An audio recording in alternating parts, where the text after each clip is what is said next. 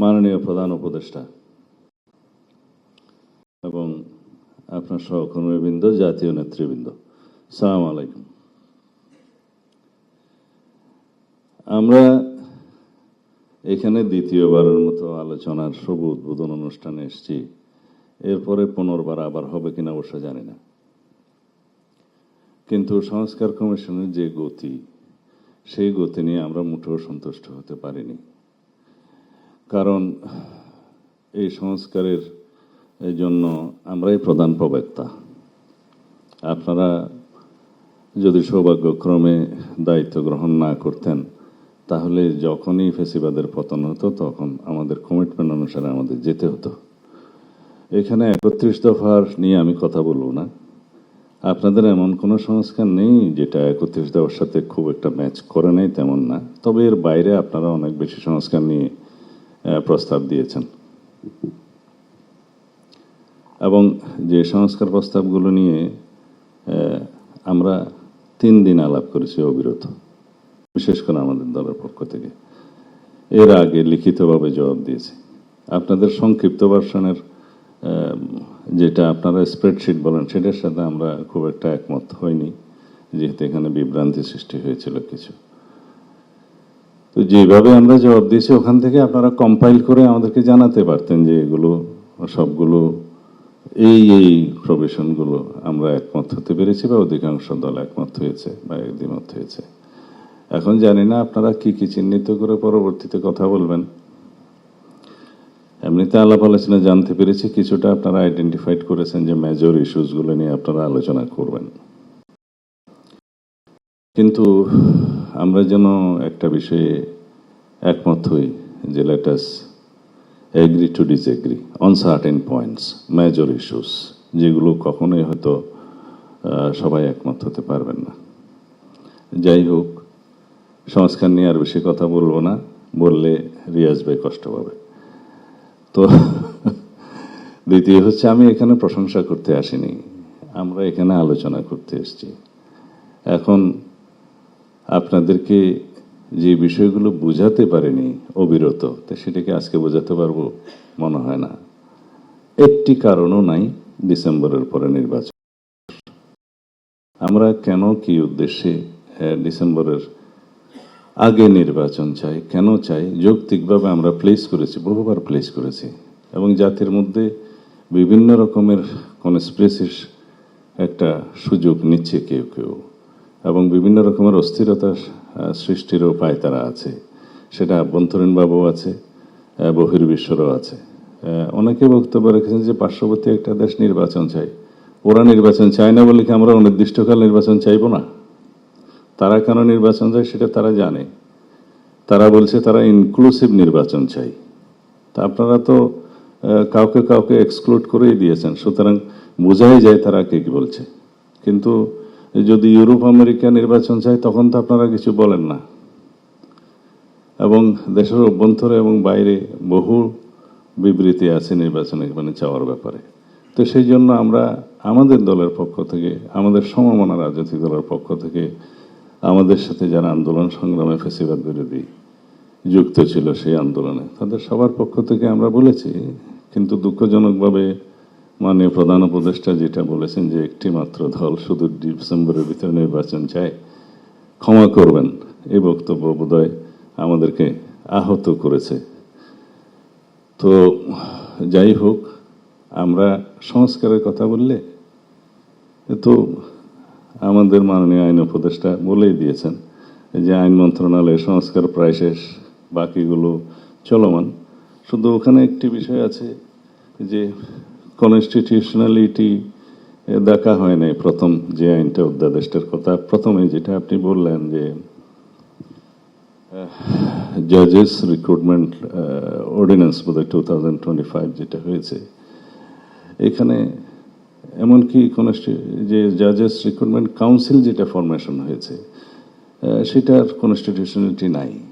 এই অধ্যাদেশটা চ্যালেঞ্জড হয়েছে, এবং সেই রিটটা কোনো রকম একটা অবজারভেশন দিয়ে ডিসপোজ অফ করা হয়েছে। এখানে ম্যান্ডেটরি করা হয়েছে কাউন্সিলের রিকমেন্ডেশনস অন দি প্রেসিডেন্ট, যেটার কনস্টিটিউশনালিটি নাই, আর্টিকেল 95-এর সেকশন 1-2 সাথে এটা কন্ট্রাডিক্ট করে। তা আমরা চাই তো জুডিশিয়ারির একেবারে কমপ্লিট ইন্ডিপেন্ডেন্স, কিন্তু সেটা একটু কেয়ারফুলি এই অর্ডিন্যান্স আইনগুলো না করলে পরবর্তীতে কোয়েশ্চেন থাকবে এবং সেটা রেটিফিকেশনের জন্য পরে সমস্যা হবে। তো আরও 2-3টা আছে চ্যালেঞ্জ হয়েছে, ওখানে বোধহয় সেকশন 4, 5, 6 এবং 9 চ্যালেঞ্জ হয়েছে। এটা শোনা উচিত ছিল, ডিসপোজ অফ করলে ঠিক হতো। আর বিচারক নিয়োগ তো এটা পিয়ন নিয়োগ না, করা হবে কেন? জাস্টিস যেদিন থেকে নিয়োগ হবে সেদিন থেকেই অ্যাবাভ সেক্রেটারি, তো সুতরাং সেটা একটু ডিগনিটি রাখা উচিত বলে আমরা মনে করি। এনিওয়ে, এর বিষয়ে বেশি বলবো না। আর যে সমস্ত অর্ডিন্যান্স নিয়ে আপনারা কথা বললেন, শুধু ল মিনিস্টার আছে বলে ল মিনিস্ট্রি কথা বললো, সমস্ত সংস্কারগুলোর যতগুলো এগ্রিড হয়েছে, বিশেষ করে ইলেকশন সিস্টেম সংক্রান্ত, কনস্টিটিউশন সহ ওখানে আইন আছে 12টা, কনস্টিটিউশন সহ 13টা। সেই আইনের মধ্যে যতগুলো সংস্কার প্রস্তাব হয়েছে 3 মাস আগে আমরা এগ্রিড হয়েছি। এটা এখানে বদিউল আলম মজুমদার সাহেব আছেন, ইচ্ছা করলে এর ভিতরে সেগুলো অর্ডিন্যান্স করা যেত, ছোটখাটো সমস্তগুলো অ্যাকসেপ্টিং দি কনস্টিটিউশনাল অ্যামেন্ডমেন্ট, যেটা প্রয়োজন হবেও না, এটা করে।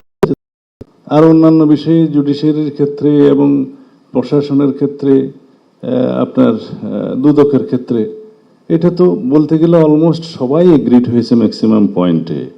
2-4টে যেটা হয়নি সেটা বাদ রাখতেন, তো সংস্কার তো শেষ। আর বিচার দৃশ্যমান হয়েছে। আর বিচারের মধ্যে কি কোনো রোডম্যাপ দেওয়া চায়? অনেকে বলেছেন বিচারে যদি রোডম্যাপ দিতে বলেন সেটা হবে ইনজাস্টিস, বিচারের রোডম্যাপ হবে না। বিচার শুরু হয়েছে, করার জন্য যা যা করা দরকার, স্টিক সাপোর্ট, ইনকোয়ারি টিম বা প্রসিকিউশন টিম যা যা বাড়ানো দরকার, ট্রাইব্যুনাল বাড়ানো দরকার, যা কিছু সাপোর্ট দরকার সেটা সরকার করবে। আমাদের প্রয়োজন হলে আমরা কোঅপারেট করব, বিচার চলবে সেটার গতিতে। এবং সেটা তো বিচার এখানে সমাপ্ত হলেও আপিল হবে, আরো অনেক কিছু হবে। তবে প্রধান উপদেষ্টা জাতি অবশ্যই দেখতে চাচ্ছে বিফোর 5th আগস্ট অ্যাটলিস্ট একটা বিচার যেন মানুষ রায় দেখতে পায়। অবশ্যই এর মধ্যে কোনো জোরাজুরি জবরদস্তি নেই, কিন্তু এটা জাতির প্রত্যাশা। এখানে আপনার একটু প্রশংসা করি, যে মাননীয় আইন উপদেষ্টা হোক, আইসিটি ট্রাইব্যুনাল হোক, একটা কেস কয়েকজন আসামি সেটা আইডেন্টিফাইড করেছেন, ট্রায়ালটা খুব শীঘ্র করা সম্ভব। এরকম আরো 1 to 10 পর্যন্ত করার জন্য আমি মাননীয় আইন উপদেষ্টাকে অনুরোধ করব। এগুলো প্রায়োরিটি, বাকিগুলো হবে। আমি কালকে ওখানে নিজে মামলা করতে যাব। আমার বিরুদ্ধে খুব কমপ্লেন উঠেছে আমি নাকি মামলা করছি, নাকের মধ্যে রহস্য আছে, সেজন্য কালকে যাব মামলা করতে। যাই হোক, সেগুলো পরে করলেও হবে। প্রায়োরিটি হচ্ছে এগুলো, মানুষ দেখতে চায়, জাতি দেখতে চায়। এবং আমরা যে কালকে দেখলাম সেটার প্রশংসা করি, যে এইভাবেই যেন ট্রান্সপারেন্টলি পুরো জাতি ওপেন কোর্ট ট্রায়াল দেখতে পায়। এনিওয়ে, মাননীয় প্রধান উপদেষ্টা, আমাদের উপরে আপনি মনক্ষুণ্ণ হবেন না। আমাদের চাইতে বেশি সাপোর্ট আপনাদেরকে আর কেউ দিয়েছে বলে আমি জানি না। আমাদেরকে প্রতিপক্ষ ভাববেন না। পুরো উপদেষ্টা মণ্ডলীর কর্মকাণ্ডে কোনো কোনো সময় আমাদের মনে হয়েছে যেন আমরা অপোনেন্ট বা প্রতিপক্ষ, সেটা আমাদেরকে বুঝতে দেবেন না। আপনারা দয়া করে আদালতের রায় বাস্তবায়ন করে, যেখানে আইনের শাসন নাই, মানুষ যাতে মনে না করে যেখানে আদালতের রায় বাস্তবায়ন হচ্ছে না, সেটা এখন দৃশ্যমান হচ্ছে। আমাদেরকে বাধ্য হয়ে রাস্তায় যেতে হচ্ছে, মানুষকে বাধ্য হয়ে রাস্তায় যেতে হচ্ছে। আমরা সেটা আপনার কাছে আশা করি না। এই দেশের মানুষ এই উপদেষ্টা মণ্ডলীর কাছে নিরপেক্ষ আচরণ আশা করে, সেটা আপনাকে দেখতে হবে। আমরা যে শুধুই কমপ্লেনের বাস্কেট খুলে আপনার কাছে যাই তা নয়, সেটা আপনার হাতকে স্ট্রেনদেন করার জন্য যাই। এই জাতিকে বুঝাতে দিতে চাই যে আমরা সর্বোচ্চভাবে সহযোগিতা করছি। আর সবসময় প্রশংসা নিয়ে যদি আপনার কাছে যাই, যে সমস্ত লোকজন উপদেষ্টা মণ্ডলীর শুধু আপনাকে বাইরের দৃশ্য সম্পর্কে বলে না, শুধুমাত্র প্রশংসা করে, সরকার তো কয়েকবার দেখছি, বিরোধী দলেও দেখছি, তারাই হচ্ছে সবচাইতে বেশি ক্ষতি করে সরকারের সমালোচনা যারা বেশি করে, আপনার ঘরের মধ্যে যারা আপনার সমালোচনা করবে, ধরে দেবে, তারা আপনার বন্ধু। আমরা আপনার বন্ধু, আমরা হয়তো বাইরে আছি, কিন্তু সবচেয়ে বেশি আপনাকে সমর্থন করব। দয়া করে সবকিছু বিবেচনায় না করে একটা রোডম্যাপ দিবেন, ডিসেম্বরের ভিতরে নির্বাচনের জন্য, সেটা আমাদের দাবি। আর যদি কোনো যুক্তি থাকে তাহলে পরে আপনি সেটা জাতির কাছে উপস্থাপন করবেন এবং সেভাবে বলবেন। এখানে সবাই সেই কথাই বলেছে, যাতে আমরা ফ্যাসিবাদ বিরোধী জাতীয় ঐক্যটাকে ধরে রেখে শক্তিতে পরিণত করে আগামী দিনেও আমরা একটা বাংলাদেশ, এমনভাবে কার্যকর বাংলাদেশ, গণতান্ত্রিক বাংলাদেশ বিনির্মাণ করতে পারি, যেখানে আমরা সবাই নিজেদের মধ্যে বিতর্ক করব, আমরা সবাই নিজেদের মধ্যে দ্বিমত হব, বহুমত হব, কিন্তু রাস্তা একটাতে এগিয়ে যাব। এটা যেন আমরা দেখতে পাই। ধন্যবাদ।